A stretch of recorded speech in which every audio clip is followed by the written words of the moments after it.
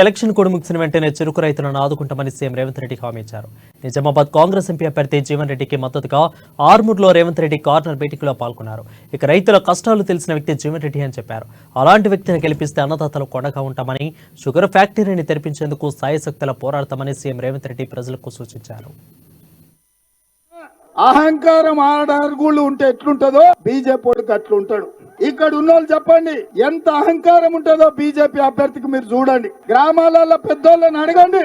ఆయన బలుపు ఆయన వాపు అవమానించే విధంగా 6 అడుగులకు అహంకారం ఉంటే అరవింద్ అవుతాడు తప్ప జీవనన్న లాగా రైతు కాడు. అందుకే జీవనన్న మనోడు, మన మధ్యలో ఉండేటోడు, మన రైతు, మన కష్టం తెలిసినోడు, మన కాలం తెలిసినోడు. రైతు కష్టం వస్తుంది ఎట్లుంటదో ఆయననే స్వయంగా రైతుగా చూసినోడు. అందుకే ఇవాళ ఈ నిజామాబాద్ ప్రజల్ని మీరు తీర్పు ఇవ్వండి అని అడుగుతున్నా. 10 ఏళ్లు మన ప్రభుత్వం ఉంటది.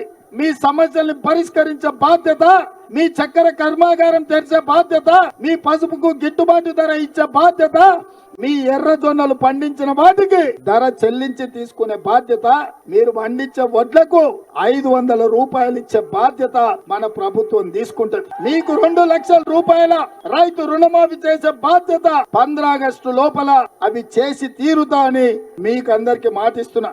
2014లో బీఆర్ఎస్ ని గెలిపించారు, 2019లో బీజేపీని గెలిపించారు. వాడిని చూసిండ్రు, వీడిని చూసిండ్రు, ఇద్దరు కలిసి మిమ్మల్ని నిండా ముంచిండ్రు.